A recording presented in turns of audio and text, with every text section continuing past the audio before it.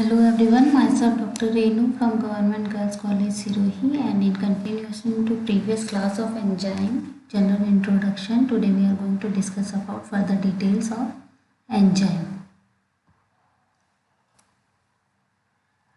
Enzyme structure. Enzymes are generally globular proteins, यानी कि सामान्यतः globular proteins होते हैं acting alone or in larger complexes. यानी या तो ये अकेले काम करते हैं या फिर बहुत ज़्यादा बड़े कॉम्प्लेक्सेस की फॉर्म में यानी कॉम्प्लेक्स फॉर्मेशन के बाद में एक्टिवेट होते हैं.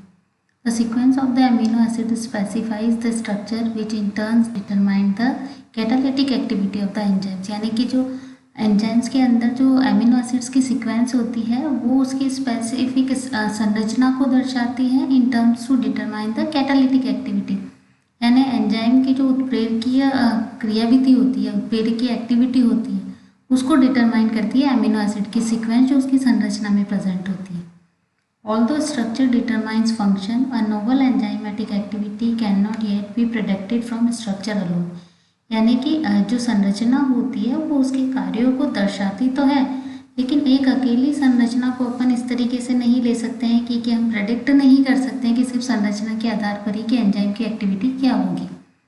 एंजाइम स्ट्रक्चर्स अनफोल्ड और डीनेचर व्हेन हीटेड और expose to chemical denaturants and this disruption to the structure typically causes a loss of activity. यानी कि ये हम इससे पहले की क्लास में भी बता चुके हैं बच्चों की जब कभी भी एंजाइम्स को हम ज़्यादा हीट के साथ में एक्सपोज करते हैं या फिर कोई केमिकल डीनेचुरेंट्स जो होते हैं उसके कांटेक्ट में जब एंजाइम आता है तो उसकी जो स्ट्रक्चर होती है, नॉर्मल स्ट्रक्चर जो होती है वो डिस्टर्ब हो जाती है. और जैसे ही स्ट्रक्चर डिस्टर्ब होगी तो डेफिनेटली जो एंजाइम की उत्प्रेरकीय क्षमता होती है, जो उसकी एक्टिविटी होती है, वो भी खत्म हो जाती है.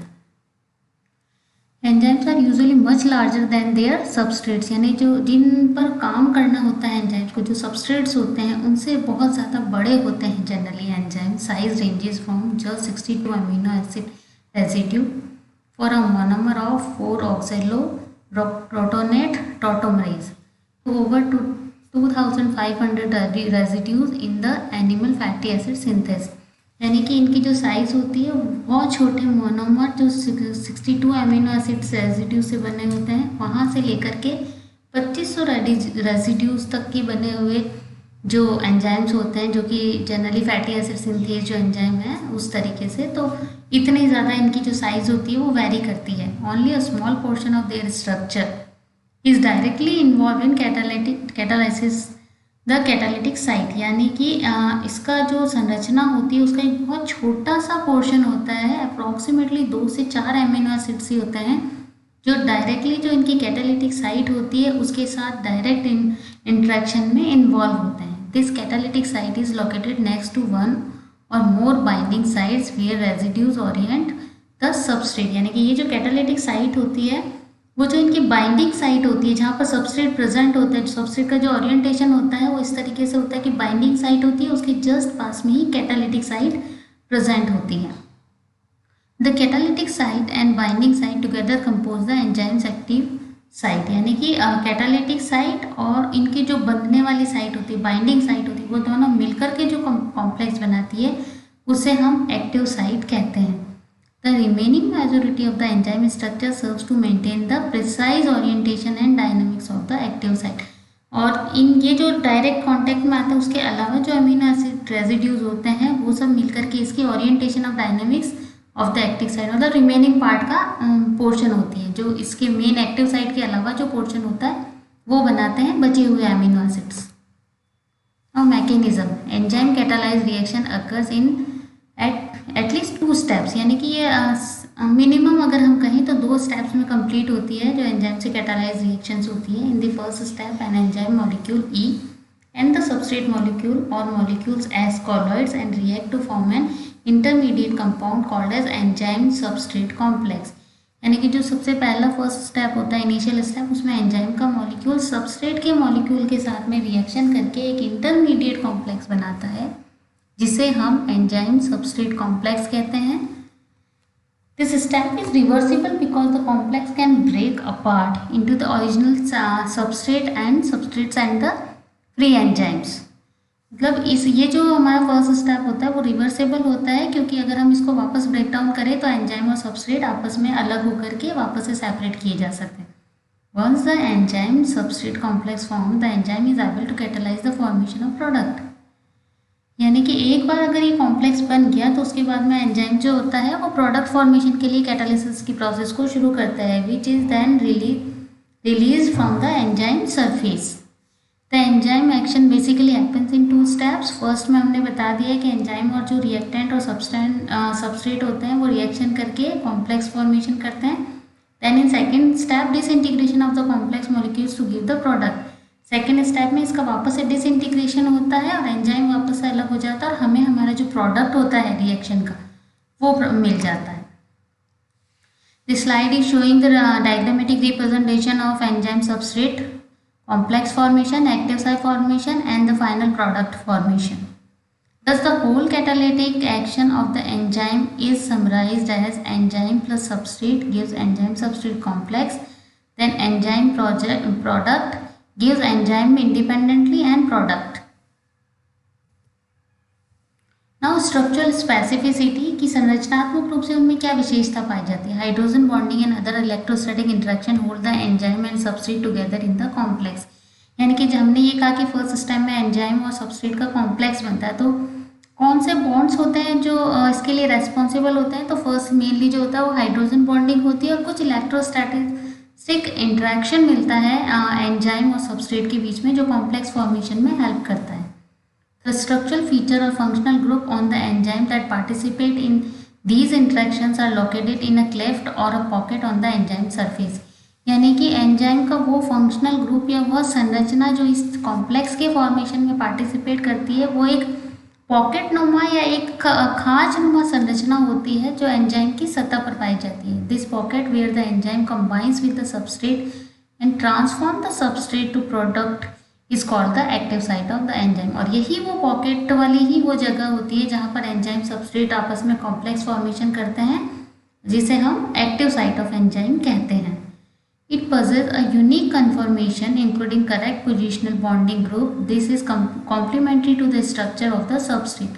यानी कि ये जो कॉन्फॉर्मेशन होता है, ये जो संरचनात्मक चेंज होता है वो एक अपने आप में यूनिक होता है और ये कॉम्प्लीमेंट्री होता है सबस्ट्रेट की स्ट्रक्चर की। मतलब आपस में फिट होने लायक संरचना होगी तभी तो दोनों एक दूसरे के साथ फिट होकर के कॉम्प्लेक्स फॉर्मेशन करते हैं। So that the enzyme and substrate molecules fit together in which the same manner as a key fits into a tumbler lock. यानी कि हम क्या कह सकते हैं कि एंजाइम और जो सबस्ट्रेट होता है वो एक दूसरे में उसी तरीके से एग्जैक्टली फिट होते जाते हैं जैसे कि हम जब कभी भी एक ताले को खोलते हैं, लॉक को खोलते हैं, तो उसके अंदर जब हम की को इंसर्ट करते हैं तो किस तरीके से की एकदम परफेक्टली उसके अंदर इंसर्ट होकर के लॉक हो जाती है।